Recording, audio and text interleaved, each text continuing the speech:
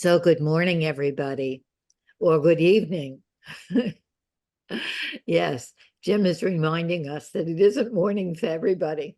And that's such a profound teaching that it may just seem exactly like morning to me. And then it's not morning in another place. And that's true of everything. It may seem like this is the reality, this reality that I'm living. And then to someone else in a different place, it's like, what? That's not the reality. And to make a place for all of our realities is really meeting the mystery and challenge of the other, isn't it? So this is part 3 of the series, the mystery and challenge of the other. And for those of you who weren't here, most of you were, the first one was about opening to the mystery of the other and the kind of attitude that that can help us to enter that mystery. And the second one was about relating to the other, speaking, and how our lives are speaking to the other. And I had all of these speaking up, speaking to, speaking. And then you gave me wonderful ones last time. Speaking with, I forget whose idea that was, very good one, and speaking at. And let's hope that I'm not going to be speaking at you this morning. I definitely don't want that. But this third one is going to be about the mystery of the others. This almost kind of koan is named in philosophy as the one and the many, that we are each one person, and within us and ourselves expanding out, we're many. So what I'd like to do this morning is talk to you and have you talk to me about Jenlin's concept of interaction first, and the idea that we aren't separate entities, we are processes, we are interactions with the universe, we are the environment, and we make the environment, then the environment makes us in this interactive. But this is very hard to get our minds around, and this helpers meeting, we don't want it to be too intellectual and academic. We're not after that. We're after the experience of that lens. So we're going to look at that lens, and then from that, the felt sense of the us, the felt sense of the dynamic, the felt sense of the dance. And then what I've come to call my little slogan of, you can't change the others, but you can change the dynamic, will be where we come to. So let's see if we can do all of that. Let's start with this very basic premise of Jean's philosophy, that we are interaction. And I want to say up front that that doesn't mean we're cozy, one um, huddled in our little nest. That isn't really what Gene is talking about. He's not talking about something idealistic. He's not talking about how it should be. He's talking about something much more abstract. It's a way of looking at what human beings are, what the universe is. And sometimes people feel like, oh, I don't want to look at it that way.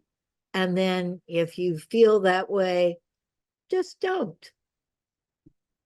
But if you want to play with it, try playing with it and see where it can get you. In terms of Genlin's philosophy, it's not about is it true or false, right or wrong, but it's about does it carry forward? Does it help us? Okay, so saying that, interaction first is a lens that is very radically contextual and very radically about a systems way of seeing things. I first I was first enlightened in a sense about this systems way of seeing things with Stollerow, who is a psychoanalyst, who in the early 80s talked about intersubjective systems theory. And by that, he meant that psychotherapy isn't about the client or how good the therapist is, but it's about this interaction, this space that we make together. And that sort of started me on a path. And we could go a long way with that. It's not about only about me or only about the other, but it's how we're dancing together, what we're doing, what we bring out in each other, what we make together. And I told this idea to Jean Genlin, and I was very excited about it. And I said that the best way to understand it was Stollerow's statement that there is no such thing as an isolated mind. We can't be just ourselves. We can't be separate. We can't be independent. We can't be autonomous on this level because we're interwoven. It's somebody said this phrase that I loved, the unbearable embeddedness of being. And of course, Gene, chimed right in and he said, well, it's not just the myth of the isolated mind, not just that we're making up that we can be independent and free of all the others, but it's the myth of the isolated body, the isolated being. It's not just the mind. And we sort of laugh together. But Genlin is using a concept of thinking in terms of process rather than what he calls the unit model, thinking in terms of things, that we're all little things here on the screen. We are this interactive process that we're making moment by moment. So let's take a moment by moment and breathe together and look at this whole of us that includes each one of us. That this is us this morning.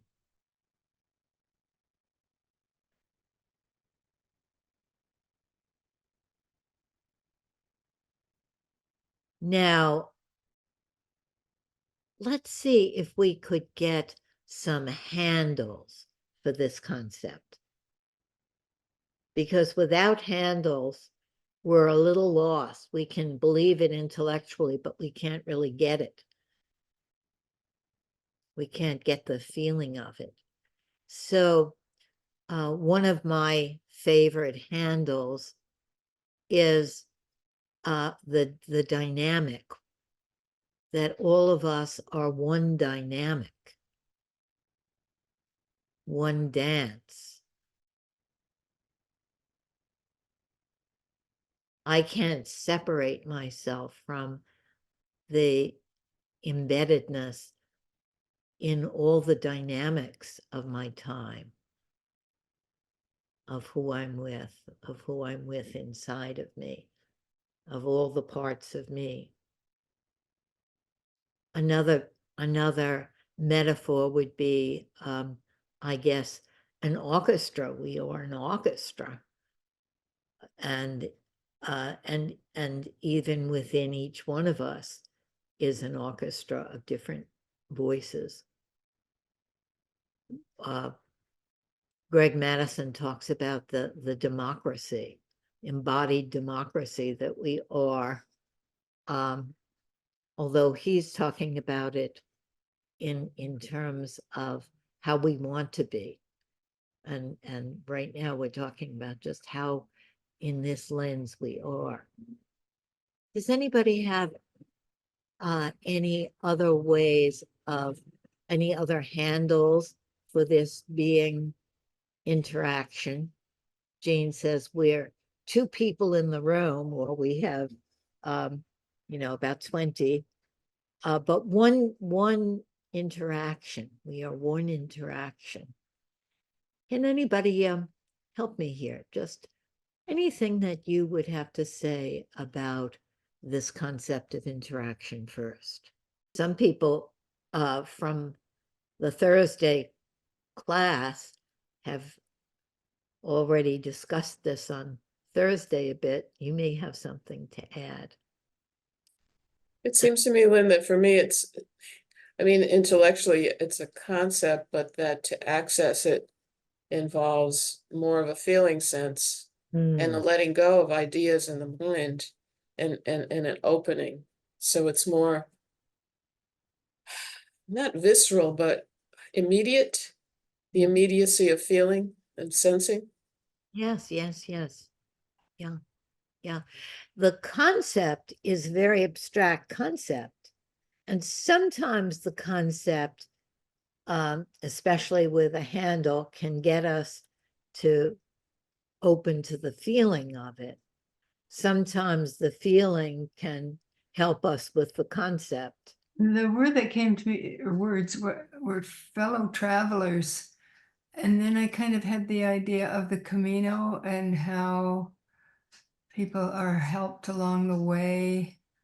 It just seemed like yeah, that's all. Thank you, Mary. Yes.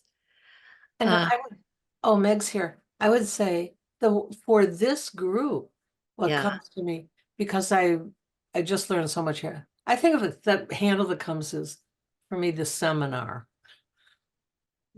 which is maybe more academic, but often I'm very aware of crowds and groups because I talk to a lot of groups of different kinds. And I often think of herd. Of a herd. A herd, because the emotional gathering is often confetti-like of the groups I'm talking to, but here, seminar, because so many people bring so many wonderful things here that. So with this concept, we are this seminar. We are this herd. We're fellow travelers, but we aren't all consciously wanting to go in the same direction. Maybe we all want to go in different directions. Some of us may want to go in the same direction, but we are this interaction with lots of different directions happening. Sort of, I think of it in a way, we could have so many images as a crowd, a crowd of people in the park this weekend. There was a cannabis fair or something, and all these people, all these young people, all kinds of people wanting different things, going in different directions. We are that also. We are all the interactions, because our bodies go way out to all of the past and the future, and we are these interactions. So another metaphor for me that helps in giving it a handle is the conversation, that we are the conversation, not all wanting to say the same things or believe the same things, but we are this relationship between all of these things that we are together. Does that, does the word, I love the word conversation in this context. Does that speak to you? Just raise your hand if that means something to you, to be the conversation. So that we're all now in this moment, we're all speaking to each other with our eyes, with our energies.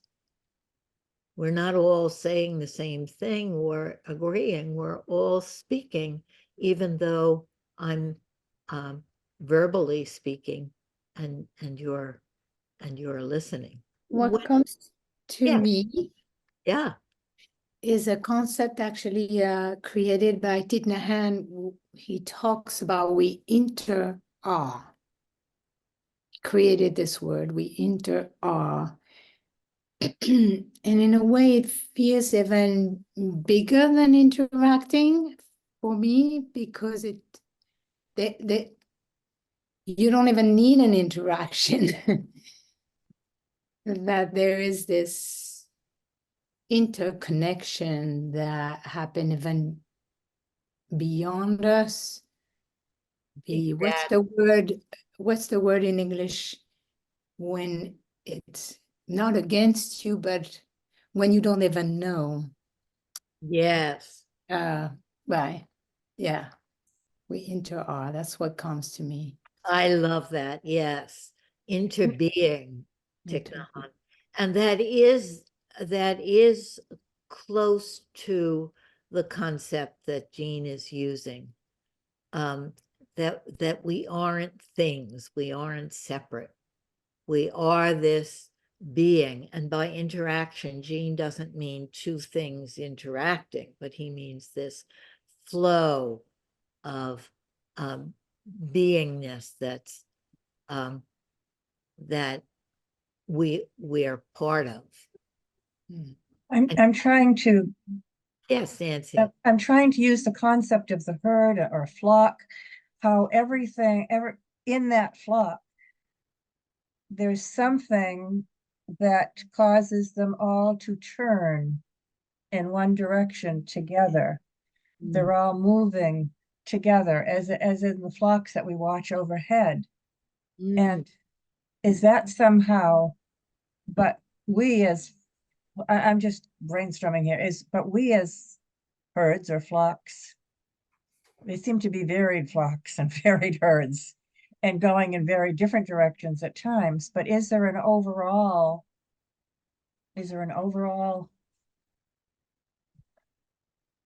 herd, an overall Yes, That's going- wonderful. Oh, I love that image of us all being a flock. And is there an overall flock? And that might get into the concept of forward movement or evolution. Are we as a flock of humans and other species are we carrying, are we evolving, are we in some way developing? And it did feel to me number of years ago that we were evolving in a positive direction, and now all of a sudden it feels like we've swayed, and there's some negative flow here. And how can we be a part of changing the direction of our herd? I don't know if this is all crazy, but Yes, that's where we're going today. Yes. Are you saying that in fact you hope that we are not a herd of lemmings? yes. You know, Yeah. I'd love to say that, Natty, when you turned your camera on, I could just feel your buoyant, like, sunshine. It was like sunshine. Yes, It's like this sunshine. beautiful energy, and like, sunshine, take that on. I just thought of something beautiful. And that just felt like my cells all just went.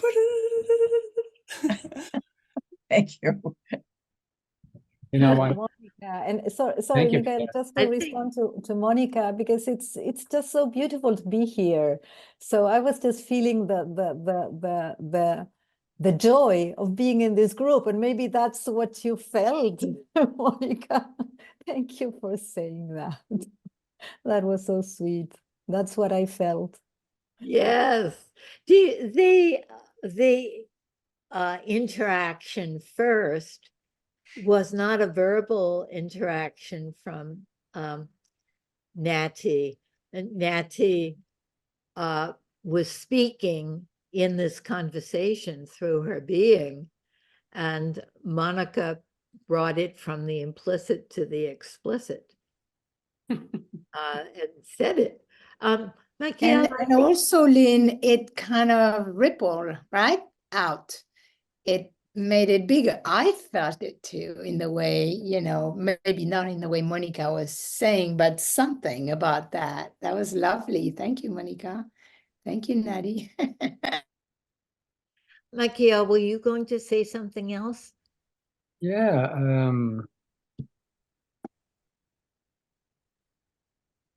What Jean Gendon brought to us was a incredible conundrum. It's a complex. What I'd like to say about that is that we say we are interaction, but by saying it like that, there's a trap of we are this thing, which we call interaction. Right. Bringing it into the unit model, trying to explain it, Yes, yes. play with it as if it's a thing. But for me, it is, I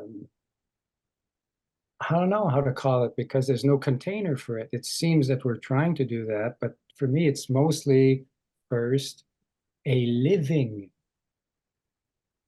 something hard to describe. It's not what we are or who we are. It is the reality of what we are, and we're trying to put words on it, but a little bit like Monica, which you brought the experience through singing, kind of. It's life. Yes. And we can try to describe that as long as we want, but usually when I'm trying to put words on it, am I really in contact with this living, or living at a different, which is part of it anyway, but that Yes, there's something that said this, Nancy said that, how to make things shift to sway in another way. For me, that's exactly what everybody's trying to do, and that's why everything is havoc. A living interaction is getting to know what the felt sense of life is within me, and communing this, which is not an experience, but it's who we are, to share it through transmission rather than thinking. I don't know, it's kind of goes into mystical things we've heard about, awakened beings or whatever like that. But there's a fiber of living that we already are, always, instantly. And I add thinking and processing ideas over that and make that more important than this living experience that we all have. And it's, for me, it's like I want to convey that experience, and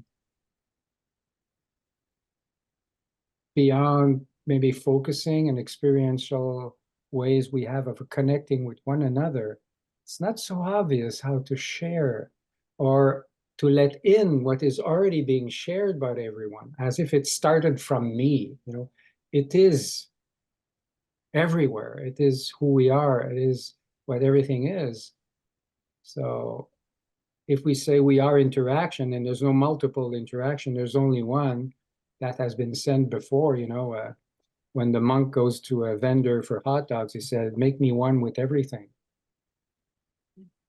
You know, we are already that, Yes. but we don't know how to share information about that to say, hey, we're all this one thing. Right. So let me underline two things there that you're saying. Very important things. One is that we're using a noun, right? We are interaction as if it's a thing.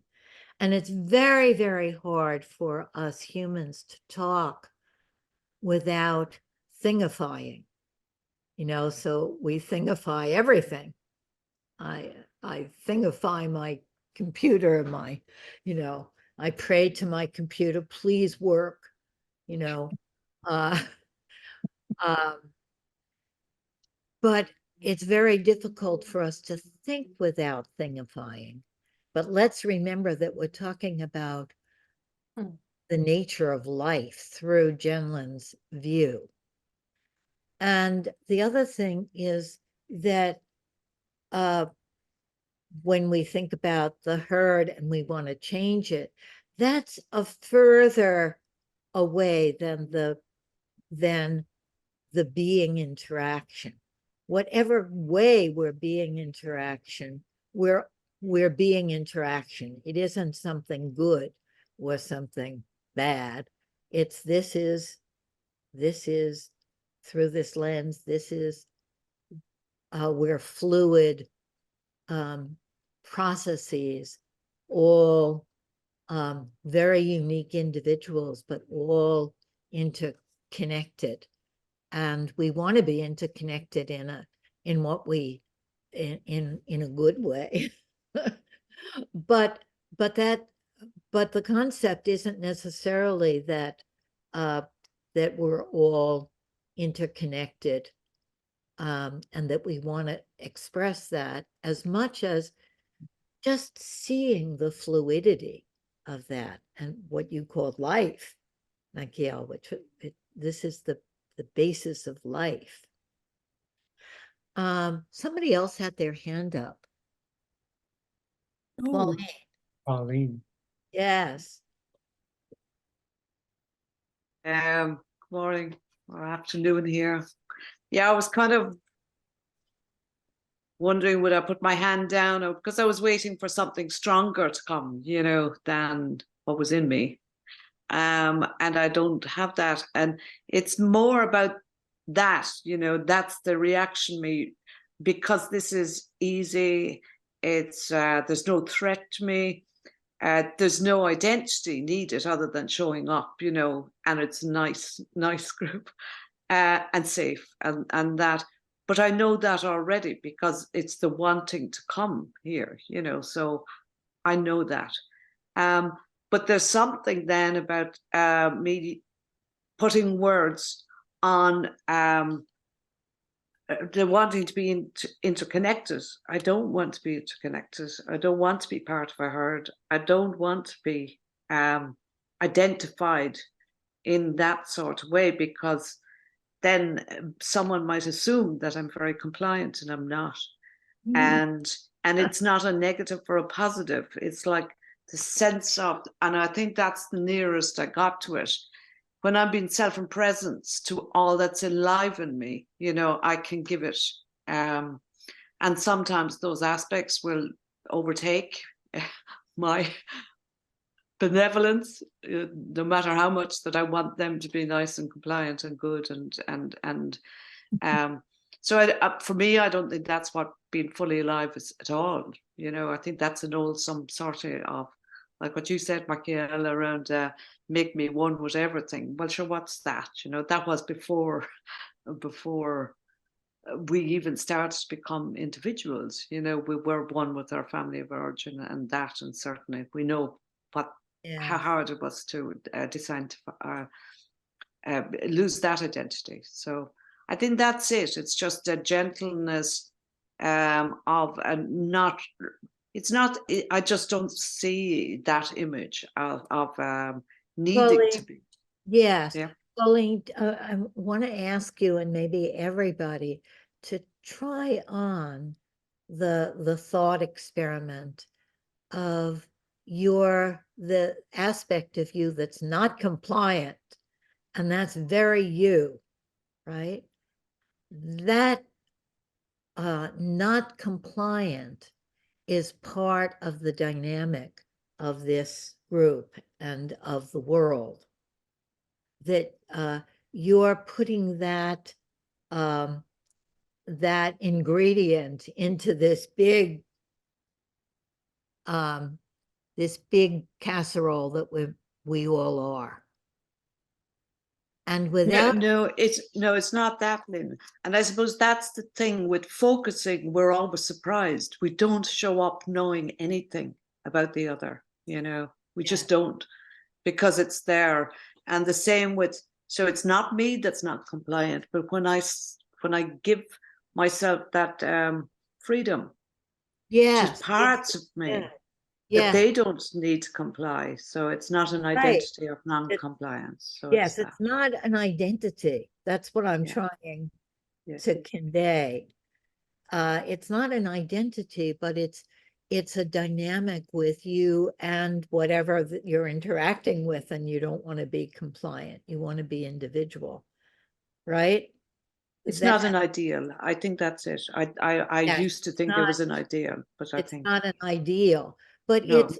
it's a something in the interaction that is in you, the interaction with yourself, and then in the interaction with the world, the environment. You don't stop with your skin envelope. That's sort of the idea that we're trying to convey. But let me go on for a minute. I think Natty had something she wanted to say. Yes, thank you, Lynn. With everything that's been shared, and I getting the sense of what the word interaction is, what came to me was also the longing, because I do sense the interaction, and sometimes more than others. Like the interaction with others, the interaction with nature, with beings, etc. And then there's always this quality of longing, as if I don't know how to explain the sense, but as if yes, we are interaction, and we are interacting, and we are being interaffected, and at the same time there's this longing, and the word connection has been used in this conversation. Maybe it's about that, for the connecting in a special way, the connecting hearts, souls, the more connection. So there's always this quality of longing. Yes. And when you say that, Natty, you're bringing this quality of longing into the atmosphere, into the air we're breathing together. And that's sort of the way that I'm trying to convey this interbeing. that you're bringing it, and maybe it was here implicitly and you're making it explicit, and now it's here with us. I'm going to ask you to do a little exercise with me, but I think Meg's had something to say first. Yeah, just going back to Handel, I wanted to put forth the word swarm and swarming. For people who are not familiar with that word, swarm is what bees, birds, fish, and I like it because it's so mathematical, and it's less pejorative. Herd maybe sounds a little comical, obedient, where swarm is very mathematical, like snowflakes. Yes, a blizzard. Snowflake. Yes. Swarm and swarming, because somebody comes in the room, the whole room changes some. Yes, exactly. This group wouldn't be the same if any one of you weren't here, even the people that aren't speaking. What I'd like to experiment with is that the experience of groupness, is a window into this phenomenon, or this lens, I should say, of Genlin, because a group is larger than the sum of its parts, right?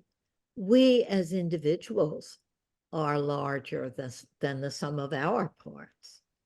But there's something mysterious about a group and how we are making the group, and the group is making us moment by moment.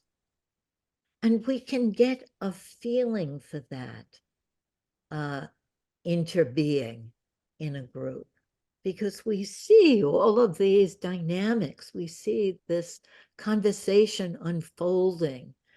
We see the dance that we're doing.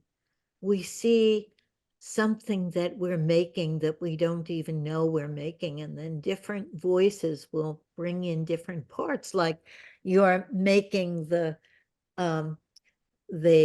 reflection with me last week about speaking with and speaking at. We're all making something and we're not sure what we're making.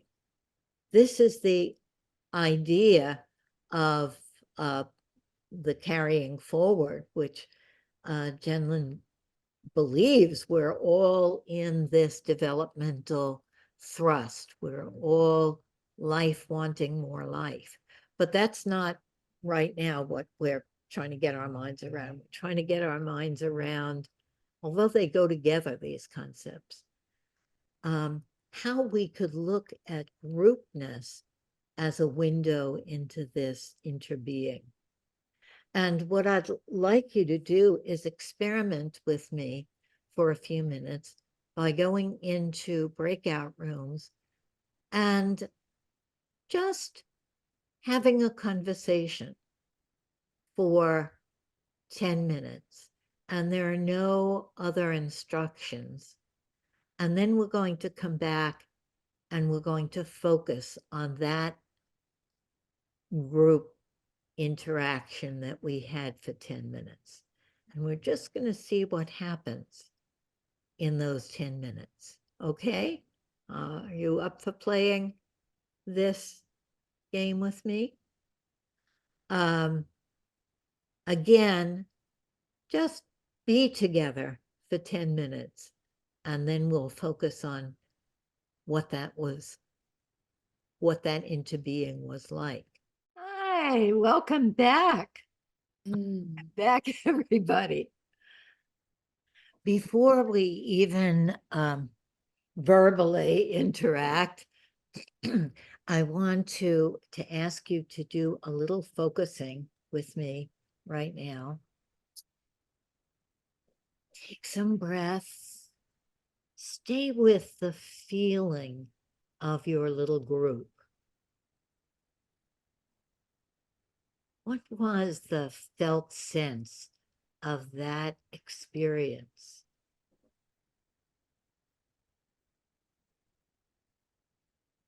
maybe you could give a name to it, to your group experience. This is something that can be a little difficult, not to think of what different people said or what you said or how necessarily you felt, although that's all completely a part of it. But the whole, what was that whole like? Before we say anything, we want to really see if we could get that felt sense and get the feeling of the dynamic and maybe a sense of a name for it, because that's a handle.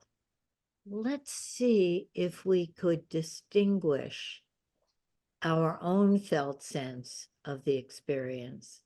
Oh, I liked it, I didn't like it, I felt awkward, or that's all part of it, but we're going to distinguish your felt sense of the experience and the felt sense of the whole. What was this like?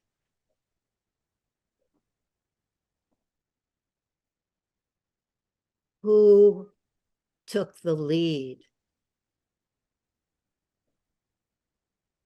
Was there a moment that you felt closer to these two other people? Was there a moment that you felt less close, bored, anxious, something?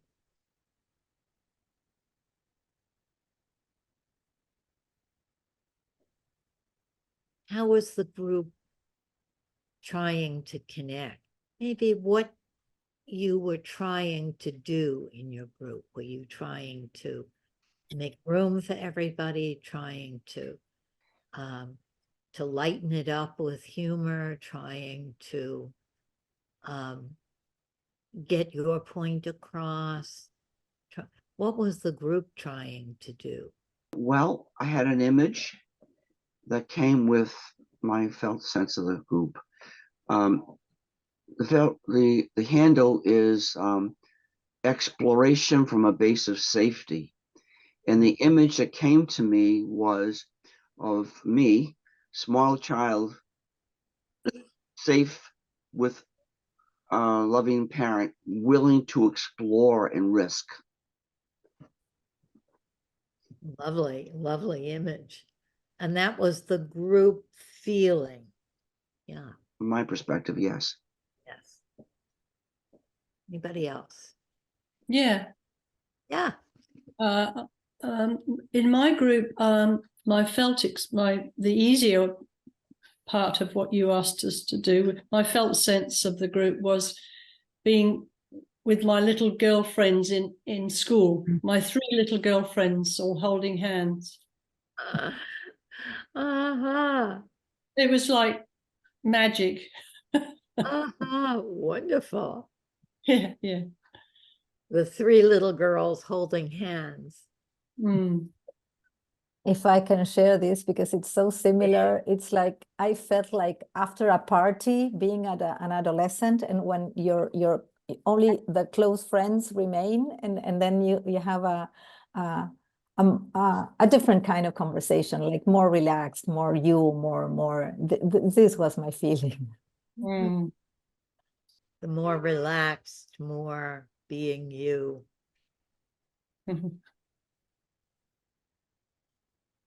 Anybody I else? felt that too, Natty. I was happy to hear you say that because my word was going to be friends. The feeling of friends. Yeah, and there's a Which requires some history sometimes. You know, I think that the 3 of us have some history, which is different from when you just start with and you don't know. Right. So the it's very comfortable. Felt sense is this. Continuity is in the felt sense. Let's have one more. It was lovely, really. There was a here genuine fabric of now. That's my first sense of the group. Can I just add? I was in the group with, Go ahead. and I had found the first words that I wrote down were warm and safe, but then I added expanding. It was expanding to hear the views and the ideas, and Monica was very sensory in many of what she was saying, and that was such a wonderful addition to anything I was thinking. And yeah, it was just interesting to hear all of our different views all coming together. Yeah, All the views coming together. And there's almost a visual image of that, all the views coming together, sort of, if we had time, I would ask you to draw the felt sense. But if you have a pen there, you might want to do that. I want to say one thing. The three of us had a nice conversation about swarming interaction. And then Marga mentioned dancing. Dancing. And it turned out the three of us are deep. It was like the three of us, once Marga mentioned dancing, did a quantum leap in vibrancy, because for the three of us, dancing is, we could have gone on for an hour, 2 hours. It was so rich to hear, but it was interesting. It was instant. It was like a felt sense that just popped open when Margus mentioned dancing. It just and that was the moment. It's like the moment when it pops open.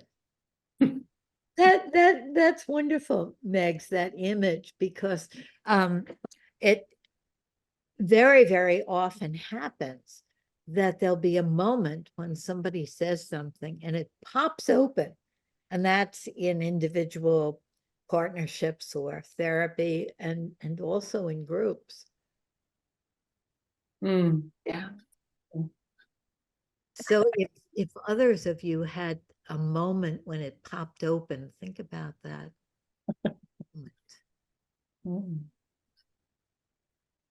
Yeah, I was in that group, and I think one of the reasons for me is because it automatically put me in touch with the body, because dance is so physical, and I'm also a dancer, and so it was like, oh, I'm suddenly there.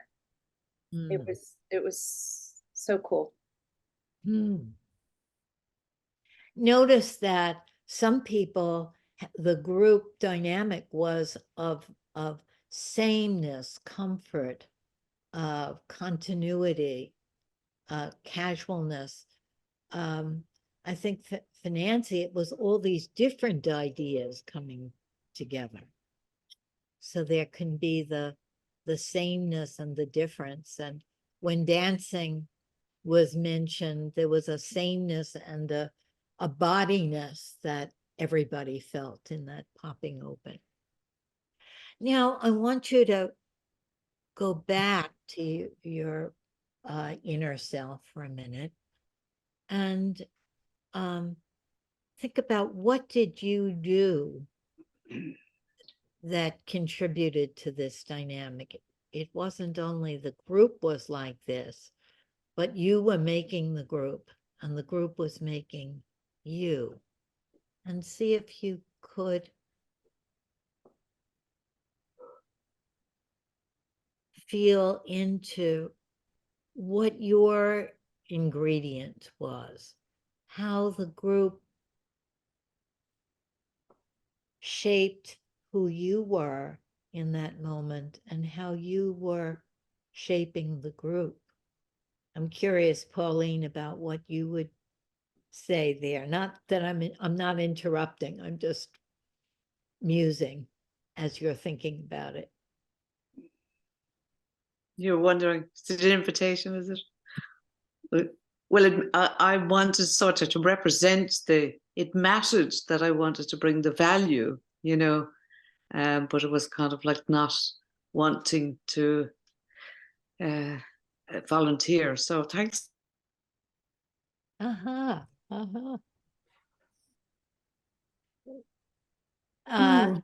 you could feel what your contribution was there in bringing the value. Is that right? I think it was more that the people mattered to me.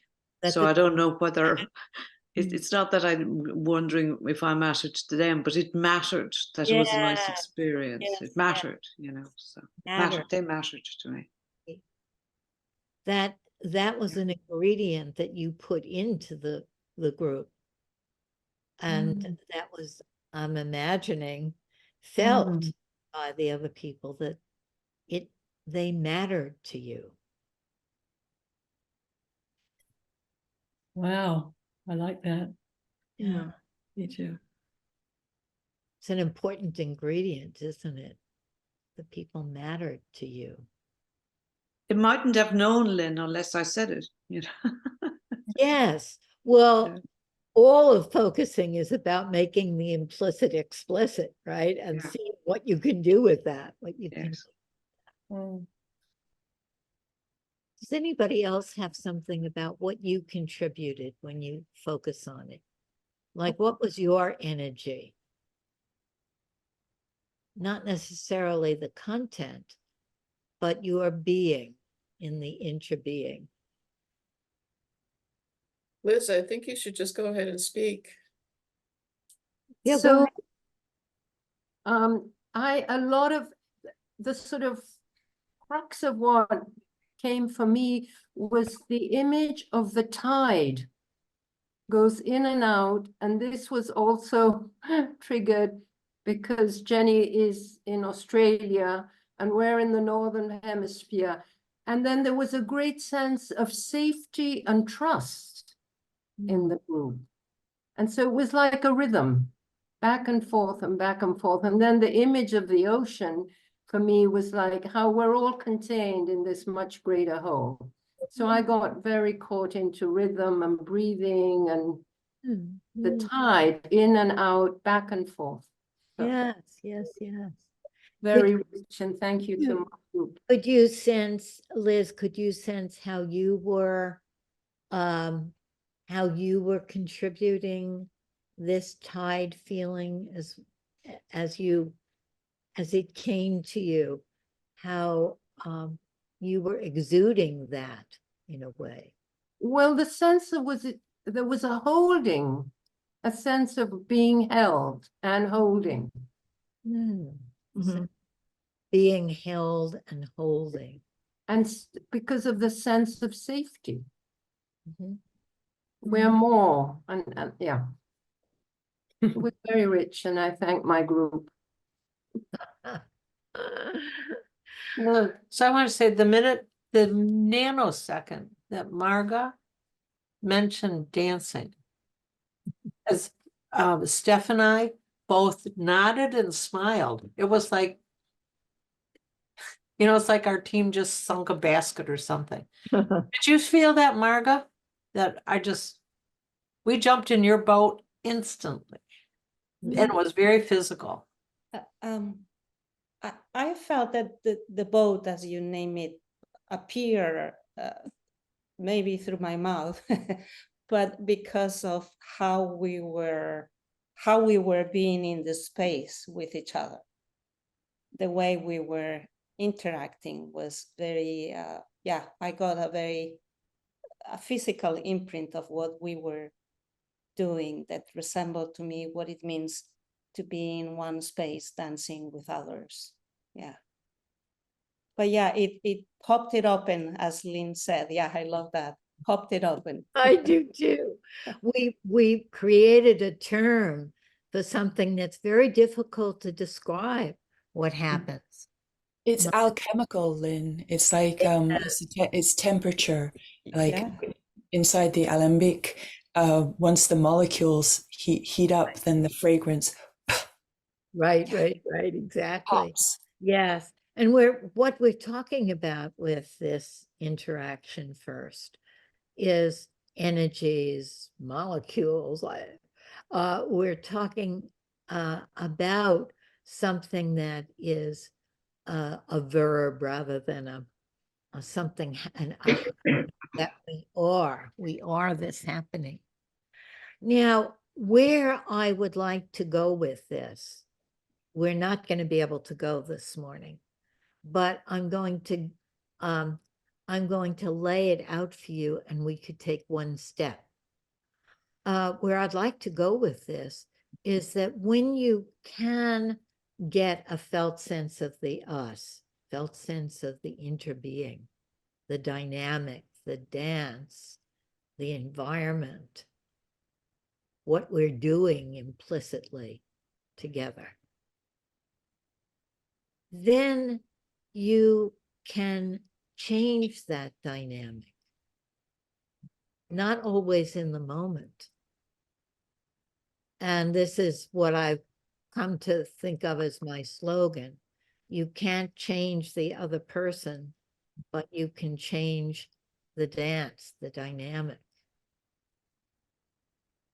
So where I would love us to go that we don't have time to go is to think about the mystery of the other that you have difficulty with. And you wish they would change, maybe your relative, maybe a political opponent, maybe the difficulty of the challenge of the other. And then imagine, instead of wishing they would change, to seeing what the dynamic is, and then can you change the dynamic? Is there something different you could do in the dance? So we'll go into that together another time, maybe. But for right now, let's see if we could get a felt sense of our own initiative to change the dynamic, or to contribute to the dynamic, or to be in the dynamic in a different way. And just see, for this moment, not the 50-pound weight of the person that you're having difficulty with, but the very, very easy dynamic of your little 3-person group in 10 minutes. Just think for a second how you might have changed, did, or contributed something that you didn't contribute. What would have happened? How would it be? How would the group have been if Marga didn't say the contribution about dance? All the little things that we are that make up the dynamic. And we're going to be shaped by the dynamic, but we're also shaping the dynamic.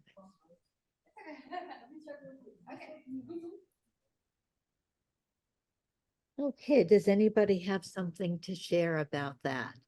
Imagining how you were shaping the dynamic and what else you might have, or more or less, or something you might have contributed, how it would be different. Lynn, I've only got something. The first one was just I would have reflected the individuals if there had been more time. And if I'd known there was more time, it would have slowed down. And yes, I'd like to have reflected to take what they were saying one step deeper. That's all that came, but I'm trying to find. You could feel that potential to do that. Potential, yeah.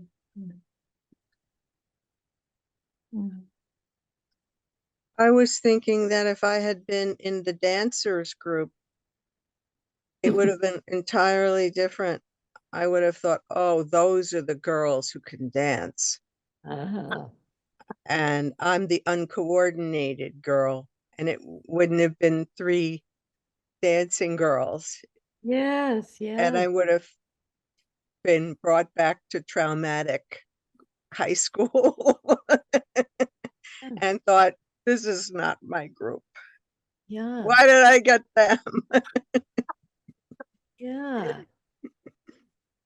But Liz, then you would have heard that I'm part of an ex dancers group where we contribute however we feel like at times. So we'll follow and then we'll just do what we feel inspired to do. So it wasn't like that kind of.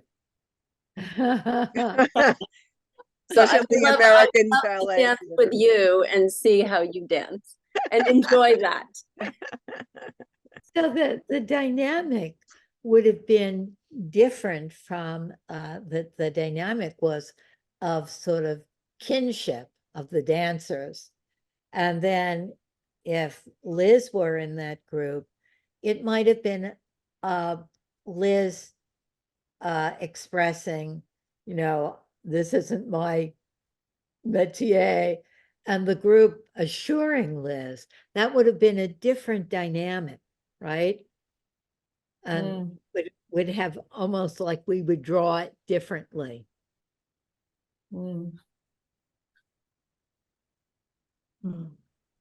I was thinking, and I want Dorothy to have time to read her poem and talk a little bit about it. But I was thinking about if we think of the conversation, being the conversation, as not only what we say, but our lives are conversation, are the words we're contributing. I thought of the 2 movies that are very, very almost eternal. One is Scrooge. Remember that movie? And Scrooge gets to see his interbeing with his environment of how he was if the future, if he is the way he has been, and the past, and then gets to make a different future. And that's sort of trying to get at this way that our lives are part of a dynamic, and we can change the dynamic. And It's a Wonderful Life. These are both holiday movies, right?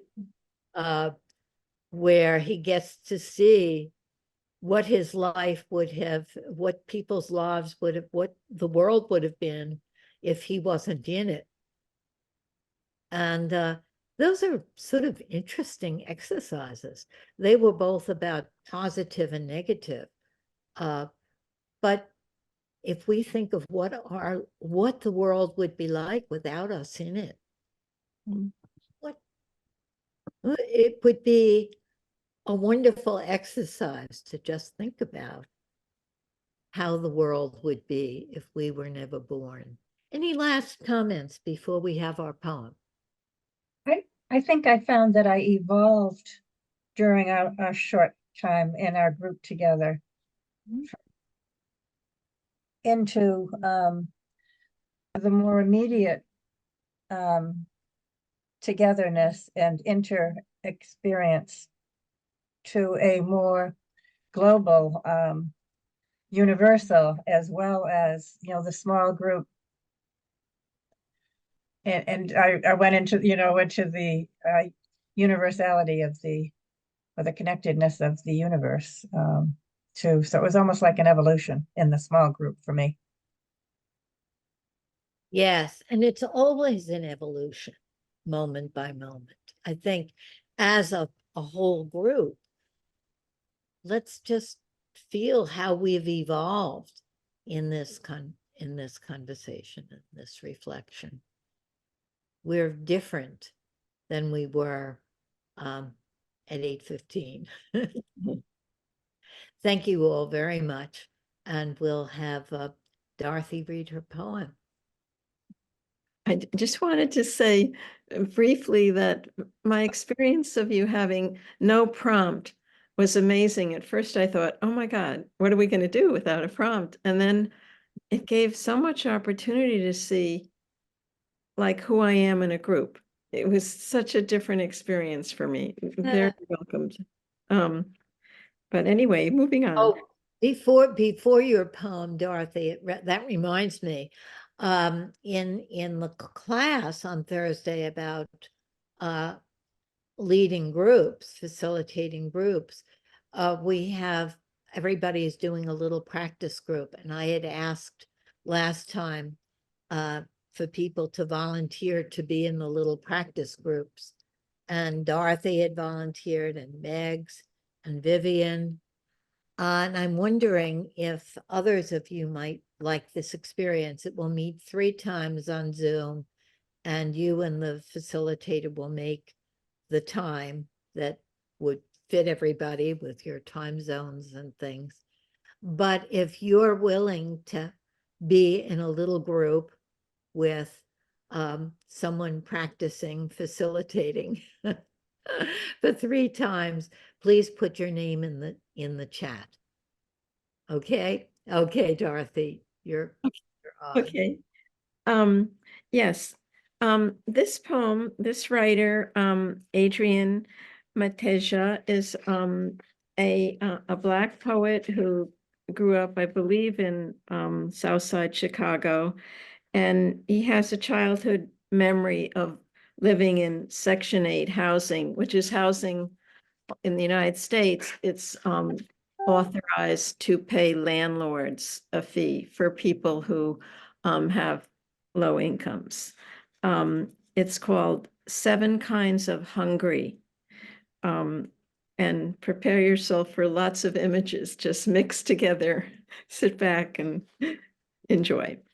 Until around sundown, the surviving lilies in the yard stay wide open, like the window of a car passing on a hot day.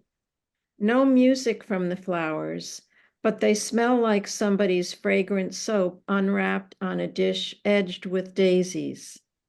All those smells expressing themselves haphazardly like a band trying to tune up. Escape is what I've wanted since I was little. Cramped in summertime Section 8. Flowers everywhere. My bird-legged brother a couple of steps back. My sister, book nose, somewhere in the radius of us. Just a deciduous minute when the blossom of noises was from my own AM radio and not my thin stomach. No more back talks. No more slapbacks. Just a quick inhale before I tiptoed out the front door. Unlatch, turn, run away. Escape as Indiana bats wheeled up top, chirping sonorous somethings. I ran under them and to the bus, past those long naked lilies, self-congratulatory in their exploded colors. Their purples lean the way June does. Their reds hot as the woman's attitude waiting at the bus stop while the number 17 scooted past without picking us up. Thank you. That's a delight. Okay, see you all next week.